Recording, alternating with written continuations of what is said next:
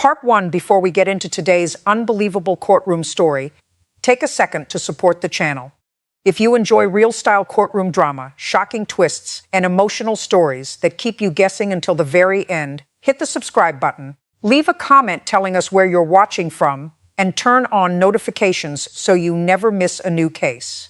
Now let me tell you about a case that started with certainty and ended with nobody knowing who they were actually looking at. I've heard cases involving fraud. I've heard cases involving betrayal. I've heard cases involving mistaken identity. But I had never seen an entire courtroom accuse the wrong man while the real answer was sitting just a few miles away. The plaintiff was 29-year-old Madison Carter. The defendant was Ethan Brooks. At least that's what everyone believed. Madison sat confidently at the plaintiff's table. She wasn't nervous. She wasn't uncertain. She knew exactly who she was there to sue. Or so she thought. Across the courtroom sat Ethan Brooks, a successful construction company owner from Denver. 34 years old, clean record, no criminal history, respected in his community. Yet Madison looked at him as if she hated him, the kind of hatred that only comes from betrayal. I opened the file. The lawsuit involved fraud, identity deception, and financial damages. Madison claimed Ethan had entered a business partnership with her 18 months earlier. According to her, he convinced her to invest nearly $80,000 into a property renovation project. At first, everything seemed legitimate: contracts, meetings, business plans, construction permits. Everything looked real. Then one day the money disappeared. The project vanished, and so did Ethan. Or at least that's what Madison claimed. When she finally tracked him down months later, he denied ever knowing her, denied signing contracts, denied receiving money, denied everything. The courtroom listened carefully. Madison stood and pointed directly at Ethan. "That's him." Her voice shook with anger. "I'd recognize him anywhere." Ethan slowly stood, calm, controlled, confused. "I've never met her in my life." The room immediately became tense because both of them sounded believable. Madison produced photographs, business meeting photos, restaurant photos, parking garage security images. Every photograph showed her standing beside a man who looked exactly like Ethan Brooks. Exactly the same face, the same eyes, the same build, the same smile. Even I had to admit it looked bad, very bad. The courtroom screens displayed the images. Gasps spread through the audience. The evidence looked devastating. Madison looked relieved. She believed she had already won. Then Ethan's attorney stood. "If that's me," he said calmly, "why was I in another state on those dates?" The room became quiet. Immediately, the attorney produced travel records, flight confirmations, hotel receipts, worksite logs, even GPS records from company vehicles. Every document placed Ethan somewhere else, hundreds of miles away. The room froze. Madison's confidence weakened, just slightly, but it weakened. I looked at Ethan. He looked genuinely confused, not nervous. Confused. Then something strange happened. One of the photographs caught Ethan's attention. He stared at it longer than the others, much longer. His expression changed. The color drained from his face. I noticed immediately. "Mr. Brooks?" He didn't answer. He continued staring at the photograph, then quietly whispered, "No." The courtroom fell silent. "What is it?" I asked. Ethan looked up. His hands were shaking for the first time all morning. Then he said something nobody expected. "I know who that is." The room froze. Every person leaned forward. Madison looked confused. The attorneys stopped writing. Nobody moved. Then Ethan took a deep breath and spoke 6 words that changed the entire case. "That's my brother Noah." The courtroom exploded. People stood. Reporters grabbed their phones. The gallery erupted with whispers. Madison stared at Ethan as if he had lost his mind. "Brother?" Ethan nodded, then looked directly at me. "I have an identical twin." Silence, Davult silence. Madison shook her head. "No." She looked back at the photographs, then at Ethan, then back again. "No." But Ethan wasn't finished. He lowered his eyes, then quietly added, "I haven't seen him in 12 years. The room became still, because suddenly this wasn't a fraud case anymore. It was something else, something nobody expected, an identical twin, a missing brother. And $80,000 that had vanished. Then Ethan said something that made my stomach tighten. I thought he was dead. The courtroom froze. Completely. Nobody spoke. Nobody breathed. Then the courtroom doors suddenly opened.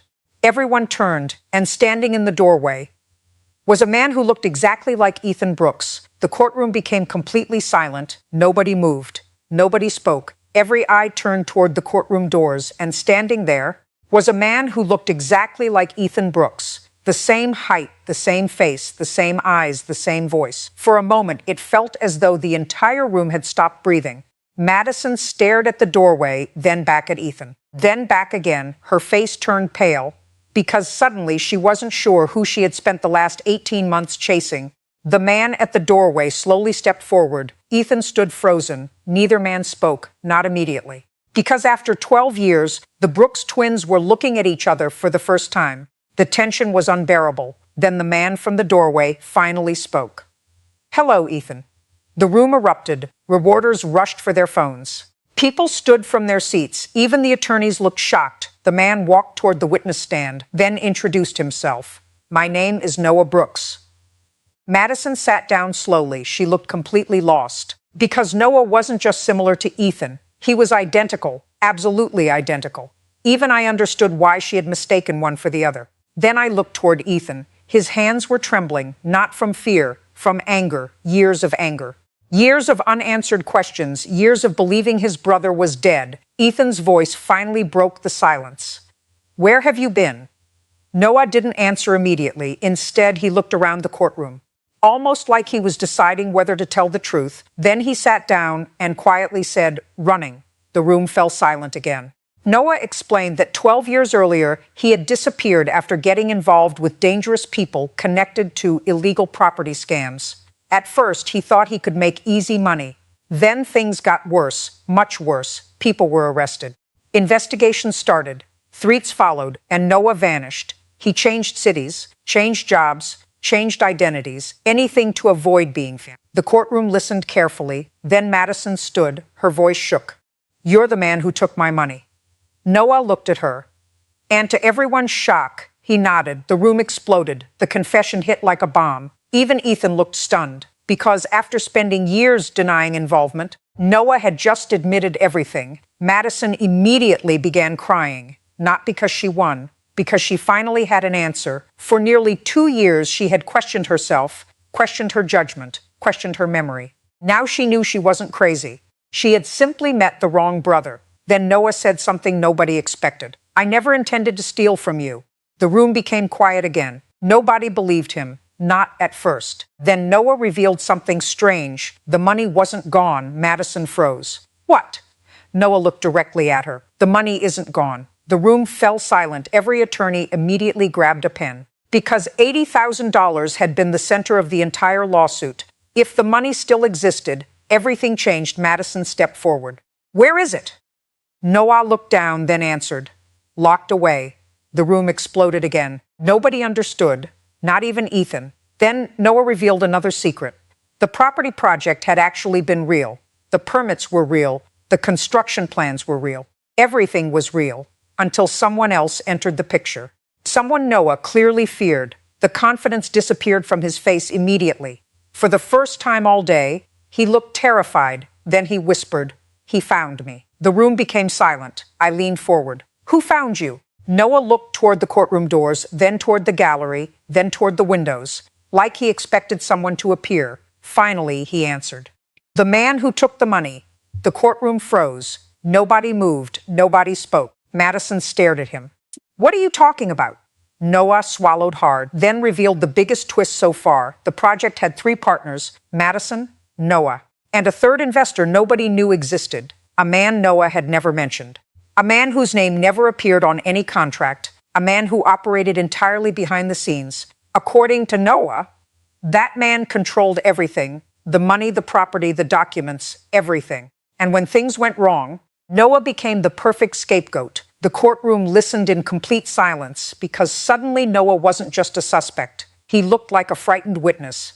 Then Ethan asked the question everyone wanted answered. "Who is he?" Noah looked down. His hands started shaking. Then he answered.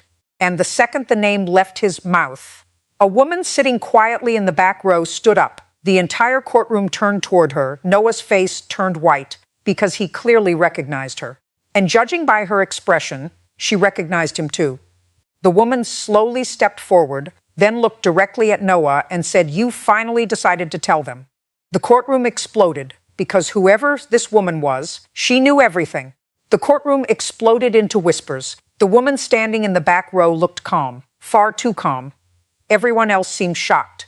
She didn't. She looked like someone who had been waiting years for this exact moment. Noah Brooks sat frozen. The color had completely drained from his face. For several seconds, nobody spoke. Then I asked the woman to come forward. She walked toward the witness stand, confident, composed, not nervous at all. That immediately caught my attention. Most people become nervous in court. This woman looked prepared, very prepared. She introduced herself.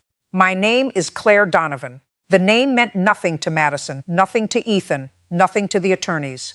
But it clearly meant something to Noah because he looked like he wanted to disappear. I asked the obvious question.